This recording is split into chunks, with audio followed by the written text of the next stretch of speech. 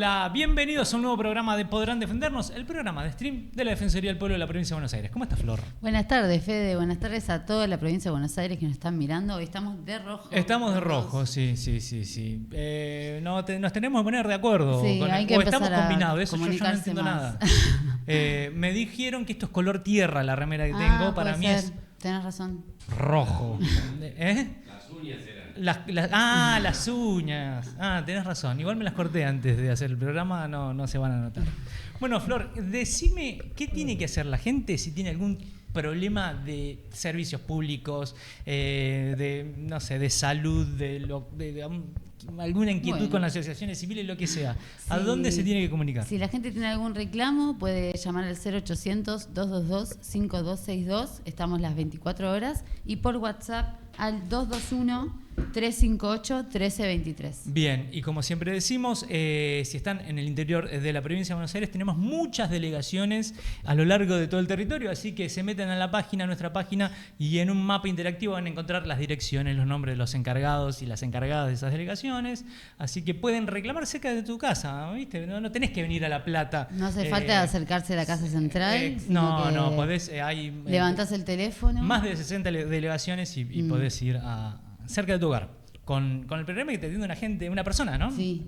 Que eso es muy, muy, muy importante. Hoy vamos a hablar de un tema sensible, pero bueno, son temas que hay que hablar y nos sobre todo a de todos. estos temas. Sí, cada vez más nos competen. Exactamente, vamos a hablar de salud mental. Ya lo habíamos anunciado, pero hoy el tema que nos toca es salud mental. Y antes de hacer pasar a nuestra entrevistada acá al estudio mayor de Podrán Defendernos, quisiera leer algo que escribió ella en sus redes, y es muy fuerte, pero bueno, y es bueno para el pie de lo que vamos a hablar.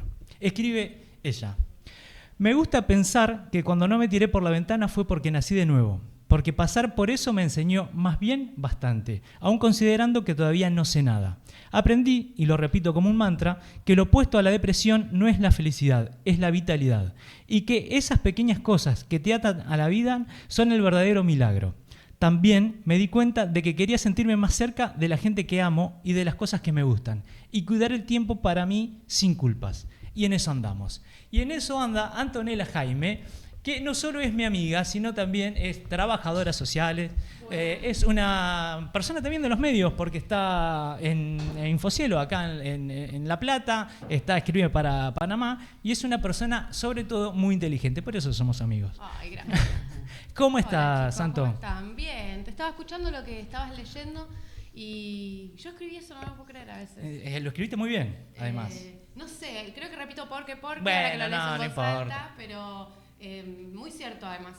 Muy cierto, bueno, no porque lo haya dicho yo. Bueno, arrancamos, hablemos un poquito de esto, de una situación, depresión, ¿no? Sí. Y una situación límite. Sí, una situación límite que fue como un camino a una situación límite, ¿no? No fue una situación, a veces, he hablado de este tema varias veces en estos años y me gusta aclarar que no hubo un desencadenante así como abrupto, una ruptura con mi estabilidad mental ni nada por el estilo, sino que fueron como pequeñas cositas y cuando me quise acordar estaba en el borde de la ventana, literalmente, y fue a partir de ese hecho que empiezo a pensar que me estaba pasando. Nunca antes, no es que estaba atravesando una situación ni grave, ni de malestar físico, ni tenía un trauma, no sé, nada de eso, ¿viste? Lo cual lo hace un poco más difícil de procesar en ese momento y difícil de superar ahora, ¿no? Como que el miedo, porque si hubiera pasado algo malo, que hubiera derivado en una depresión, capaz yo no tendría ahora el miedo constante a tener depresión de vuelta, ¿no? Claro. Y bueno, ¿y cómo enfrentás? Vos estás en pareja, sí. Está la familia también. ¿Cómo es ese momento, no? Sí, cuando hago como la reconstrucción a veces, porque es algo que aunque pasó hace un tiempo, estaba muy presente en mi vida, lo hablo mucho en terapia, como que no me puedo olvidar. Y en su momento tengo algunos recuerdos muy patentes de la época previa a tirarme por la ventana. Tengo un recuerdo que es estar el día del 8 de marzo en el tren. A veces siento como que hubiera sido ayer y que iba en el tren y de repente me empecé a sentir muy angustiada y me puse a llorar en el tren y al lado una persona me preguntó si me sentía bien. Le dije que sí, no entendía bien lo que me estaba pasando. Y cuando llegué a Capital me encontré ahí con mi mamá, con mi hermana, con mi prima. Y les conté a la vuelta de ese viaje lo que me había pasado a la ida y que me estaba sintiendo un poco como perdida, ¿viste? Como que estaba empezando a perder el control de mis emociones. Siempre fui muy llorona, pero ya no lo podía controlar, no lo podía calcular nada. Y recuerdo esa como una de las primeras veces que dije, che, no estoy entendiendo esta angustia que me está desbordando, ya no tiene por qué, no tiene... Y bueno, después... en ese momento mi novio, ahora mi marido, no lo tenía tan claro. Yo calculo que tiene que ver con la convivencia, ¿viste? A veces pienso, él habrá pensado que estaba insoportable, nada más. Porque de hecho, uno de los desencadenantes, cuando yo termino saliendo del closet de la depresión y me empiezo a hacer cargo de que no era normal lo que me estaba pasando y que no tenía ganas tampoco de hacer una personalidad de eso, ¿viste? No quería volverme una persona triste, necesariamente. No estoy diciendo que todo el mundo que tiene depresión... Era lo que vos pensabas en ese Exacto. momento, el estereotipo que te hacías de la depresión. Exacto, digo, ahora si no hablo me voy a convertir en esto. Y un desencadenante de contar lo que me estaba pasando fue que era sábado y que habíamos quedado con mi novio de ir a ver unos amigos y él me dice, habíamos quedado con mi novio de ir a ver una película, Capitana Marvel, película... para que yo también digo, para que vean que nada estaba sucediendo demasiado trascendental, y él me dice, ¿por qué no vamos más adelante y hoy vamos a juntarnos a la casa de Seba y Vero, unos amigos? Y yo me puse re mal y le empecé a decir, no me podés hacer esto, ¿cómo me vas a cambiar los planes así? Bueno, y días anteriores había tenido como un episodio muy parecido, del cual no recuerdo qué fue lo que lo desencadenó, por eso a veces esos recuerdos se me mezclan, que fue la primera vez que yo me quise tirar por la ventana, y... ese día volví a tener ese impulso y agarré y dejé el teléfono. El día en que me quise tirar por la ventana había llamado al 135 y me habían ayudado, y ese día como que hice toda una pantomima de que quería llamar al 135 y dejé mi teléfono ahí abierto, y Santiago me preguntó, Santiago mi novio, qué era eso, qué me estaba pasando, y ahí me pude animar a decirle que me quería morir y que pensé que había sido algo de un día, pero que de repente otra vez me quería morir de vuelta, o sea... No habían pasado ni una semana y otra vez me quería morir. ¿Vos no estabas haciendo terapia en ese momento? Yo había hecho algunos años terapia porque cuando estaba en cuarto de la facultad había tenido un mambo. Yo venía de Berazategui y venía en el TAL, y en un momento me empezó a pintar que me bajaba del colectivo acá en el centro y no iba a la facultad, ¿viste? Cuando estaba en cuarto. Y estaba cerca de venirme a vivir acá, ya trabajaba acá, pero como que había tenido un impulso de dejar la facultad. Y un día me desmayé en la facultad, random. Y me mandaron a hacer estudios de todo, qué sé yo, y como no tenía nada, me mandaron a hacer terapia. Básicamente, hice terapia un tiempo, pero después lo que yo registro anterior a que me quise tirar por la ventana fue todo un año en el que empecé a dejar de hacer todas las cosas que me gustan. O sea, me empecé a desconectar. Yo vivía en un piso 15, no me ayudó, evidentemente. Me empecé a desconectar. Bueno, voy a dejar de hacer este trabajo que tengo porque estaba muy cerca de recibirme yo. Tenía materias libres, entonces, bueno, tengo que estudiar, listo. Y con esa excusa me empecé a desconectar. Para cuando me quise tirar por la ventana ya había cortado un montón de actividades y vínculos que me hacían tener una vida cotidiana, ¿no? Ya no tenía una vida cotidiana, ahora lo registro. No me acuerdo que me preguntaste. No, si estabas haciendo terapia en ese momento. No estaba haciendo terapia. Claro. Y claro, cuando empezó a pasarme esto, bueno, volví directamente con psiquiatra. Porque no lo podía tolerar, no toleraba el simple hecho de la existencia diaria, no la estaba pudiendo tolerar. Y cuando lo hablé con mi novio, en ese momento mi novio, no me sentí mejor. Fue como, bueno, ahora que lo dijimos, vamos a estar full deprimidos. No fue para mejor directamente. Pasó, después de que me quise tirar por la ventana, estuve más deprimida que antes, no menos. O sea, no sé si fue un síntoma que explotó como si fuese una infección, pero no se me pasó ahí, sino que profundizó y las cosas se pusieron peores. Digamos. Bueno, pero esa situación es como el elefante en el cuarto, ¿no? Sí. Pone el problema ahí a la vista de todos. Sí, sí. ¿Y cómo siguió? Yo creo que influyó mucho en el elefante en el cuarto que yo estaba cerca de recibirme, y yo me recibí un 19 de febrero del 2019. Y el día que me recibí, a la noche, hubo una tormenta muy grande, una súper tormenta de esas que vuelan todo. La típica tormenta de la segunda quincena de febrero, que siempre pasa.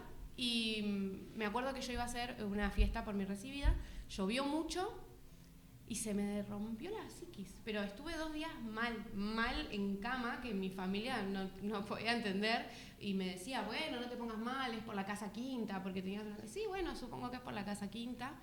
No se equiparaba la expresión de mi frustración con lo que me había pasado, digamos, era desmedida la frustración. Eso fue el principio, y de ahí no me recuperé nunca más, porque desde ese día, del 19 de febrero, no volví a estar bien, digamos. Como que esa sensación de angustia de ese día y de la tormenta no se fue. Bueno, pasó el 8 de marzo, al mes. Después de lo del 8 de marzo, yo pasaba mucho tiempo en mi casa sola, porque mi marido en ese momento trabajaba, tenía 2 trabajos, a la mañana estaba en el ejército y a la tarde daba clases, así que pasaba muchas horas sola. Supongo que eso también me ayudó. Y yo empecé a literalmente escuchar voces. O sea, vamos a decirlo así como fue. Directamente yo escuchaba voces en mi cabeza que me decían, no servís para nada, mirá como... Esa era una muy presente que todavía me daba mucho miedo. Que yo vivía en un piso 15, en el pleno centro de la ciudad, y se escuchaba constantemente el murmullo de la ciudad, ¿no? Que estaba existiendo. Y esta otra persona que vivía conmigo me decía, mirá como el mundo sigue girando perfectamente, no importa si vos tenés trabajo, no tenés trabajo, qué estás haciendo con tu vida, mira cómo gira. Y en ese pensamiento sostenido, diario, y en un malestar que no sé cómo explicarlo, porque no es como un dolor físico, y tampoco es como estar triste, no sé cómo explicarlo todavía. En ese malestar insoportable dije, bueno, a la verga, yo me tiro. Vivía en un piso 15, todo me cerraba.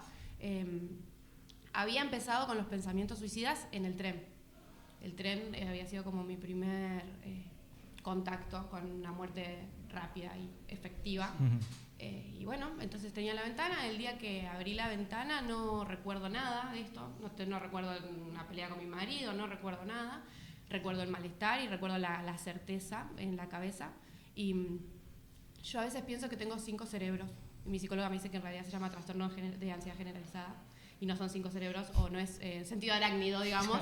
Pero yo pienso constantemente, yo y mucha gente, ¿no? No estoy diciendo que tenga ninguna cosa especial, pero mi cabeza pasa constantemente todo, y en ese momento estaban los 5 enfocados en tirarse por la ventana, en cortar con el malestar horrible, insoportable que me estaba atravesando y que no podía más. Y bueno, me pareció una idea potable tirarme por la ventana, abrí la ventana y lo iba a hacer, se lo juro, chicos, que lo iba a hacer, me iba a tirar por la ventana. Pero en un momento pensé, porque yo tengo un perro y un gato, y pensé que si yo dejaba la ventana abierta, bueno, se iba a tirar el gato, porque el gato tenía ya antecedentes de querer subirse a la ventana a mi gata Río, y esa mini pensamiento que me conectó a la vida real y a lo que en realidad estaba pasando, no lo que estaba pasando en mis 5 cerebros, sino en la vida real. Tengo un gato, tengo un perro, me hizo pensarlo de vuelta. El cuidado de los otros fue lo que te agarró a la vida. Sí. Me acuerdo, un tiempo después vi una serie que se llamaba Afterlife, que era una serie de Ricky Gervais, y él dice algo, un chiste como que se quería pegar un tiro, pero no se lo pegó porque pensó que él iba a dar de comer al perro. Yo me puse a llorar re mal, me acuerdo en ese momento, porque fue exactamente ese pensamiento. Y ahí digo, bueno, ¿qué carajo hago? Porque no me sentía mejor. O sea, salvar a mi gato no me estaba haciendo sentir mejor. Y ahí llamé a 135 y me ayudaron. No recuerdo ahora exactamente cómo fue el proceso. Una vez pensé que tendría que llamar de vuelta. Pero eso en el mismo momento, digamos. Sí, ponele que a los 40 minutos. Y muy angustiada, porque lo que yo tenía era una angustia que no se podía cortar, era como una canilla. No sé si Fede o si vos alguna vez en ese momento me habrás visto que no podía parar de llorar, y era como, bueno, cortala. No podía. Y llamé y les dije lo que me estaba pasando, y recuerdo que me dijeron que cierre los ojos, que trate de respirar y que abra los ojos y que piense en las cosas que estaban ahí, las cosas concretas. El gato, el perro, la cama, incluso la ventana, la televisión. Y parece una boludez, pero a mí ese consejo me cambió la vida, porque fue en ese momento donde, no sé. Sí, a aprender a relajarse también, Sí, ¿no? sí, a sí. respirar y a tomar conciencia de Sí. cómo autorregularse. Y aprender a diferenciar lo que estaba en el plano de la fantasía y lo que estaba en el plano de lo real, que en ese momento para mí era elemental. Sin esa herramienta capaz no hubiera sobrevivido, porque se me hacía muy difícil diferenciar lo que era la fantasía de la realidad. Bien, y también decís que te ayuda pensar en vos y sentirte bien y hacer actividades, cuidar el cuerpo. Sí, lamentablemente. Pero bueno, eso, ¿cómo lo fuiste llevando?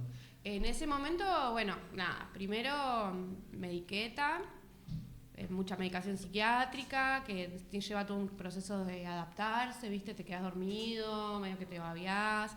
Yo encima empecé a desarrollar, después de este episodio, digamos, una vez que no me quise tirar más por la ventana, digamos, o no lo intenté más, empecé a desarrollar agorafobia. Consistentemente no podía salir de mi casa, no podía hacer, yo vivía cerca de Plaza Italia, no podía sacar al perro, pasaban 5 días y después de que empecé a estar en tratamiento psiquiátrico, no porque estaba bajo supervisión, ¿no? Pero si fuera por mí, no salía y me resistía mucho a esa idea, lo que decís, las cosas que te van a hacer bien. Lo primero que hice de diferente, que no fuera estar encerrada queriendo morirme, fue tener una planta.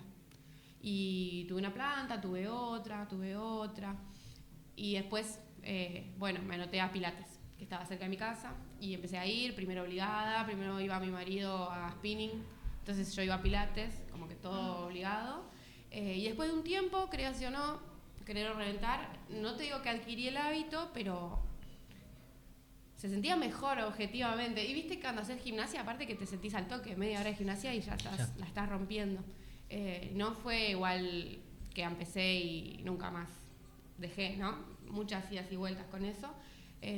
Y después otra cosa que a mí en ese momento me cambió la vida fue River, porque si bien yo era de River, habíamos atravesado todo el año anterior, bueno, como un proceso de todo un año de copa, ¿viste? Esos que te hacen estar como muy cerca de lo que estaba pasando, y me la pasé mirando videos de River, de cosas que habían pasado cuando yo no había nacido, y de cosas que pasaron cuando yo no entendía, bueno, nada, como que no iba a la cancha porque no podía salir de mi casa, pero estaba como en contacto con esa realidad y empecé a tratar de ver que esas eran las pequeñas cosas, porque en un momento me había obsesionado con el tema y me leía todo lo que era filosofía del suicidio, filosofía de la depresión, hay como todo un fetichismo Sí, de la depresión. uno empieza como a obsesionarse, ¿no? Sí. Y esa idea va creciendo en tu mente. Sí. De hecho, la idea del suicidio para mí era como un comodín, o sea, no le tenía miedo al suicidio. Era como un escape para vos. Claro, Y una posibilidad. Es una posibilidad que todos tenemos, por decirlo Claro, de alguna sí, manera, ¿no? De hecho, a veces cuando hablo con alguien como bueno, yo no la rechacé para siempre, quizás la idea, quiero decir, no es que nunca más tuve pensamientos suicidas, me amigué un poco con la idea de la alternativa. Es una posibilidad, pienso a veces, ¿viste? Es una posibilidad, vamos a dejarla ahí. Pero vos encontraste una medicación que te hace bien, te mantiene estable. Yo ahora no estoy tomando medicación psiquiátrica, pero en su momento sí, tomaba Alplax y tomaba sertralina. Además tomaba levotiroxina porque soy hipotiroidea y bueno, viste que hay algunos grados de hipotiroidismo que tienen una tendencia a que estés más dejado, más con sueño, etcétera. Tomé medicación psiquiátrica un montón de años. Gracias a Dios tenía un psiquiatra que era bastante anti-medicalización, entonces de hecho he tenido bajones por ir tratando de sacar, ¿viste? Yo hoy con el diario del martes le agradezco porque es una dependencia muy grande que se hace a la medicación psiquiátrica, especialmente a los ansiolíticos, quizás la medicación psiquiátrica no tanto, que agradezco no tener, que no significa que no tenga vicios, o que no me hayan quedado secuelas en ese sentido, pero sí, medicación psiquiátrica, clave la medicación psiquiátrica. Sí, y encontrar y dar con la correcta, ¿no? Es un trabajo difícil entre el psiquiatra y el paciente. Sí, y también aprender a diferenciar algunos problemas de salud mental, porque, por ejemplo, yo tenía depresión y después desarrollé como una agorafobia. Sé que hay gente que tiene ansiedad generalizada, como problemas de... hoy es común decir salud mental, ¿viste? Y hay diferentes problemas. Yo creo que la depresión... Hoy, cuando leías, yo pienso eso, pero desde el fondo de mi corazón, lo opuesto a estar deprimido no es estar feliz, sino que estar activo, ¿viste? Activo, conectado con algo, tocar algo con las manos, sacarte las zapatillas. Puede sonar New Age, no quiero transmitir nunca yo un mensaje No, en claro, ese sentido. en tu caso fue así, es así. No, y no hay una salida. Conectarte con la vida, es lo que Exacto. vos decís, ¿no? No hay una salida global, ¿entendés? No hay un solo cambio de hábito, no hay una verdad revelada. me hubiera encantado tener un delirio místico, me hubiera encantado decir, bueno, ahora soy cristiana y me bauticé y mi depresión se curó porque encontré a Dios. Sí. No fue así, sí, muchas cosas pequeñas, pero fueron pequeñas cosas, digamos. ¿Crees que se habla poco de la salud mental o está mal hablado? ¿Cómo lo ves a eso? Creo que ahora se habla como si fuera, no sé, una de las características básicas de la existencia social, ¿no? Entonces eso es un problema porque entra como en el todo de lo que es vivir hoy, vivir sobreocupado, vivir cansado, qué sé yo, y como que hoy por hoy está aceptado que eso impacta en la salud mental, etcétera, etcétera, ¿no? Pero me parece que nunca está bien abordado porque de hecho no sé, sigue siendo lo mismo en términos de que no podés decir estoy deprimido. Hoy por hoy todavía es como que no sé, no tiene el tratamiento. Yo siempre no lucho porque no es que estoy haciendo nada al respecto, pero me gustaría que se entiendan a los problemas de salud mental de la misma manera que se entienden a los problemas físicos en varias instancias. Y creo que mientras eso no pase no va a haber un abordaje real de la salud mental, ¿me entendés? Porque mientras estoy enfermo, lo mismo que está enfermo la persona que tiene una pierna quebrada, ¿me entendés? Y tengo la misma incapacidad. Las emociones, para las personas que tienen problemas de salud mental, son incapacitantes. A mí la angustia no me dejaba vivir. Y para otras personas es el pánico, bueno, ¿entendés? Mientras no se entiendan como enfermedades incapacitantes, creo que no se le está dando un abordaje correcto. Porque siempre termina siendo como que la solución a la salud mental es la empatía. Y a veces el problema es más práctico, ¿entendés? Simplemente es eso, es un malestar físico que interfiere en la vida cotidiana como otros malestares físicos. Y no sé, capaz que algún psicólogo me va a reputear por decir esto, porque quizás hay otro abordaje que es pero me molesta mucho, a pesar de que me hubiera encantado tener un delirio místico, me molesta mucho el abordaje espiritual, ¿viste? De la salud mental. Porque que no se pueda tocar no significa que no tenga problemas, que no sea un problema concreto. Claro. Y perdóname que pues antes de la entrevista estábamos hablando un poco que vos tenés mucho manejo en Twitter, Sí. Mucho como relación así como... Ventilo todo por ahí. Sí, y nosotros estamos haciendo una campaña que se llama Desconectar para Conectar, que es salir un poco del tema del sobreuso de la tecnología y conectarnos un poco más con la realidad.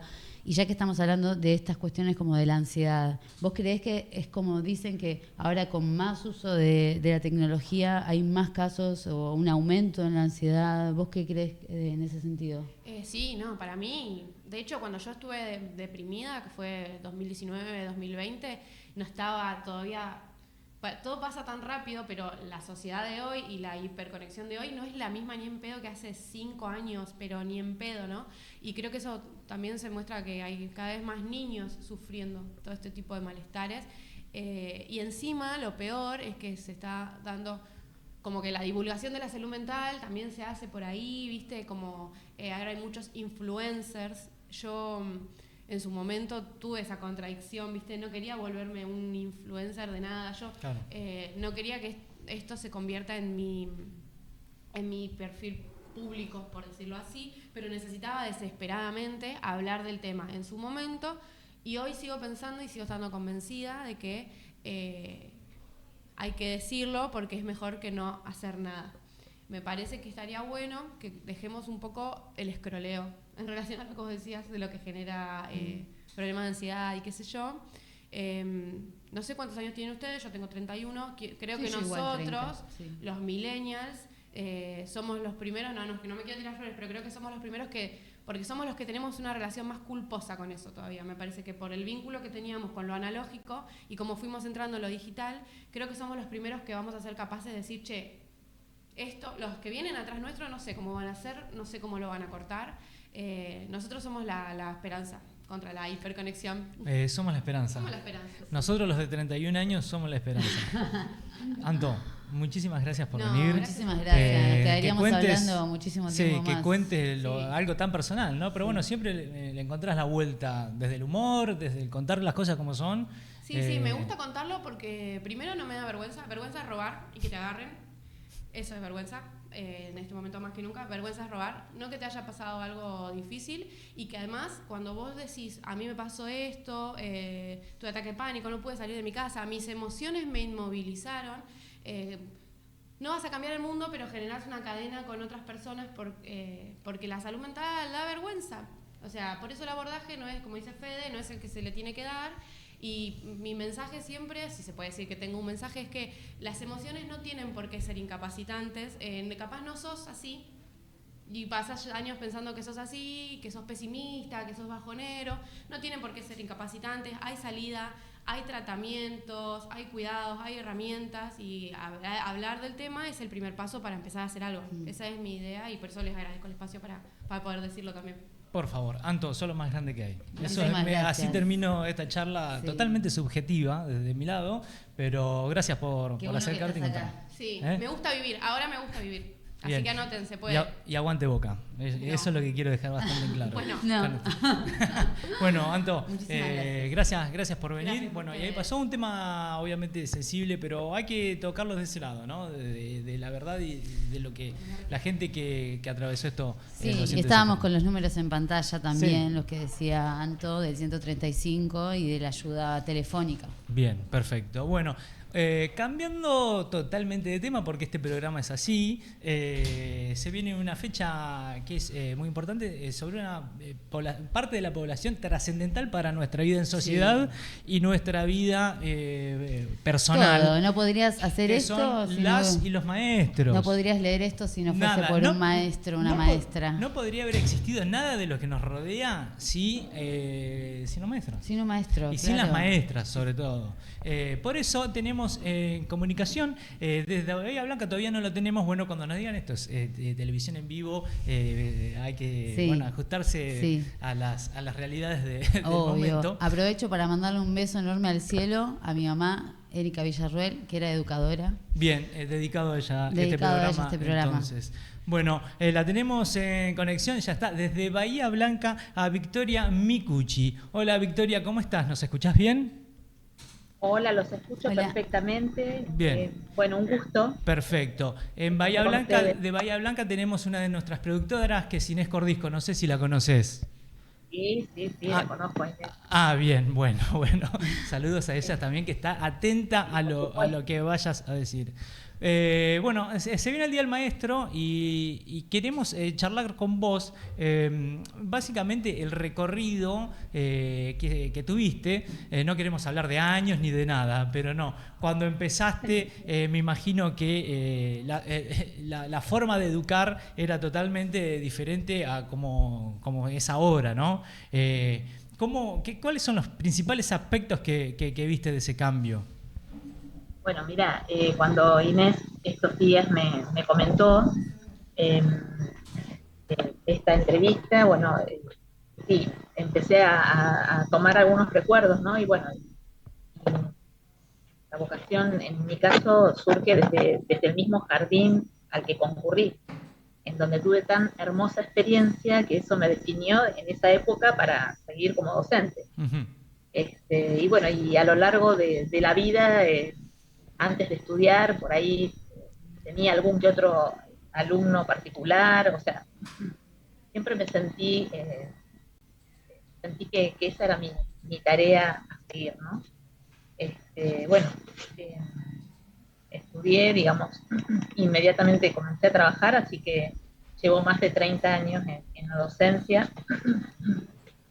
Nunca dejé de trabajar y bueno, para mí, en tantos años, digamos, de trabajo en esta actividad, lo que puedo resumir es que he tenido experiencias muy ricas y muy satisfactorias a lo largo ya te digo, de esta vida docente, ¿no? Sí. Así que bueno, para mí el haber trabajado en lo que yo había elegido con tanto cariño fue una experiencia, ya te digo, enorme en recuerdos y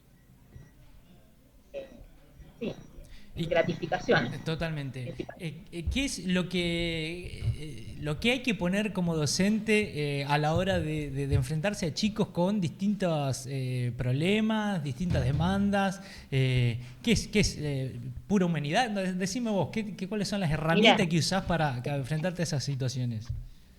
Todos los días, además. Sí, por supuesto. Mira, a mí lo que me resultaba, desde mi sentido común, era, yo generalmente trabajé la mayor cantidad de años, digamos, estuve, digamos, destinada a trabajar con los más chiquitos de la escuela primaria, que eran nenes de primer grado, de 6 y 7 años, porque con ellos, cuando terminaban primer grado, pasaba a segundo, así que era una experiencia de 2 años preciosa. Pero bueno, lo que a mí me funcionaba generalmente era establecer con ellos, generalmente programábamos el año con un proyecto que iba a durar todo el año. ¿Sí? Arrancaba con juegos porque ellos venían del jardín y a la vez que los primeros días se desenvolvían entre diferentes juegos como para conocernos, y después, o sea, una vez que establecíamos el vínculo y nos conocíamos con estos chiquitos, podíamos comenzar con los aprendizajes. Pero a mí siempre me resultaba, digamos, eficaz esto, establecer un vínculo, conocerlos, porque bueno, cada niño es diferente y uno tiene que uno no los puede tratar a todos por igual, sino de acuerdo a las necesidades de cada uno, Claro. de cada uno. Bueno, esto de conocernos y de establecer este vínculo afectivo, para mí era fundamental antes de comenzar a impartir los conocimientos propiamente dichos, o sea, a abocarnos a los contenidos o a todo lo que venía respecto a los aprendizajes. Pero para mí esto era fundamental, saber qué les pasaba. Y algo que me pasó a lo largo de que lo empecé a implementar, que surgió espontáneamente con ellos, con los más chiquitos, es que, bueno, no sé, en algún momento surgió la necesidad de uno de ellos de contar algo que le estaba pasando, algo, no recuerdo bien, y esto después lo incorporé, gracias a ellos, lo incorporé como una práctica diaria, en donde destinábamos 10 minutitos a cuando tomábamos lista, a ver quiénes estaban y demás, a contar algo que les pasara, algo importante, ¿no? Podía ser algo lindo o no, y bueno, y las cosas que surgían de ellos, digamos, de lo que estaban atravesando, o lo que les estaba pasando, ya sea cosas lindas, acontecimientos lindos en sus familias, o cosas tremendas. Sí, sí, terrible. Sí, De sí. todo, o sea, así que bueno, en ese sentido lo incorporé como práctica, porque yo creo que es necesario darles escucha, brindarles esa escucha o esa atención, porque a ellos les pasan cosas y siempre uno sabe que lo que ocurre después en adolescencia, las vivencias que ellos tienen, el aislamiento y las decisiones que después toman en su adolescencia, muchas veces se gestan en primaria, que es lo que también conocemos. Entonces esto para mí es imprescindible, por ahí establecer ese vínculo afectivo con ellos, a la vez, bueno, de que tenemos que seguramente ser los mejores educadores, pero sin olvidarnos de esta parte afectiva. Claro. ¿Y cómo cambió la escuela en todos estos años? Me imagino que en los últimos años, sobre todo, hubo cambios más rápidos en distintos planos, pero ¿cómo lo viviste eso vos? Desconectar. ¿Me escuchan? Ahí está, sí, sí, te Hola, escuchamos, hola. te escuchamos, sí, sí. ¿Escuchaste la pregunta? Sí, te estoy Ah, escuchando. Sí, realmente lo que te manifestás, bueno, lo que vos expresás de que hubo cambios, sí, lo fuimos viviendo en la escuela, bueno, porque con la aparición de las tecnologías, sí, hay cambios muy importantes en ellos, los vemos más aislados muchas veces, han aparecido problemáticas, eh, han aumentado los casos. Hola, hola. sí, sí, te Sí, escuchamos, te te escuchamos. escuchamos. O sea, es que yo perdí conexión Ah, visual, pero te bueno, vemos y te escuchamos bien. bien. Eh, sí, o sea, no son los chiquitos o los chicos que yo conocí hace 32 años, obviamente, eh, cuando en aquellos momentos aparecía alguna problemática en algún nene en particular, era lo raro. Ahora las aulas están minadas de estos chicos con distintas problemáticas que repercuten en los aprendizajes, pero hay mucho emocional. Cada vez es más necesario trabajar a nivel afectivo, digamos, las emociones. Para mí, creo que desde la escuela tendríamos que volver un poco, ayudarles a ellos a encontrar el centro de sí mismos, a que se conozcan, a que puedan expresar sus emociones, lo que les pasa, que puedan conectarse con el otro, porque es lo que estamos observando, están muy aislados, les falta poder concentrarse. Bueno, perdimos sí. la última parte que hablaba, pero bueno, Yo ahí tampoco fue escucho bastante claro lo que decía, Sí, ¿no? sí. Puntualmente volver a algo más elemental Sí, porque del chico, la, de la chica. la escuela también es una rama fundamental, o sea, la familia, la escuela, ¿no? Y en momentos de crisis también la escuela pasa a ser gran parte de apoyo emocional, como ella contaba, donde hay algunos docentes que dicen que a veces no se llegan ni a dar los contenidos, ¿no? Los contenidos pasan a un segundo plano y lo principal es que los chicos estén en la escuela, a la contención, hayan comido, porque a veces la escuela también es un lugar donde van a comer también, ¿no? Eso, el espacio de contención de la escuela. Totalmente. Trabajo completamente difícil que tienen Sí, los y sí, las docentes. sí. Sobre todo en Sí, estos tiempos. la paciencia, ¿no? Sí, Vos le la preguntabas. paciencia y el aguante en situaciones críticas y complejas Sí, para el y además, día a día. y además esto que vos decías de la tecnología que los transforma a ellos, también los transforma a los educadores. Sí, totalmente. Y aparecen nuevos conflictos, nuevas problemáticas en las que todos tenemos que ayornarnos, ¿no? Obvio. En estas nuevas tecnologías. Bueno, ahí los saludamos, que mañana es el día de ellos. Y Sí. lo tienen muy bien merecido. Bueno, y vamos cerrando este programa, Sí. otro más. ¿Y vos, Fede, este fin de semana qué vas a hacer? Yo tengo varios planes. ¿Sí? El que más me gusta es el Festival Perú Vive. Ya lo tengo, hace rato lo tenía en la agenda. Y fui el año pasado, que sí. nunca había ido. Y no me lo pierdo ni loco. Es este fin de semana Sí. a partir de 13 y las 12 14. del mediodía. Plaza Moreno, Plaza Moreno. comida peruana, danza, toda la cultura. Yo voy a comer, básicamente. Sí, yo también. Tal vez tire algún paso, alguna danza. Bueno. Estuvo hace unos días el cónsul de Perú acá en la Defensoría. Inés, ya que te tengo acá a mano, ¿lo podemos invitar para el programa que viene? Para que charle un poco de todo esto. Hacemos esa gestión. Queremos mucho Perú. Sí, A su gente y a su comida, sí, a su comida. básicamente. Así que, bueno, agradecemos a Vicky, que bueno, se cortó la comunicación. Son cosas de la tecnología es así. y de las distancias, pero bueno, le agradecemos el contacto a ella, obviamente. Y nos vemos el próximo miércoles en otro programa de Podrán Defendernos. Adiós. Adiós.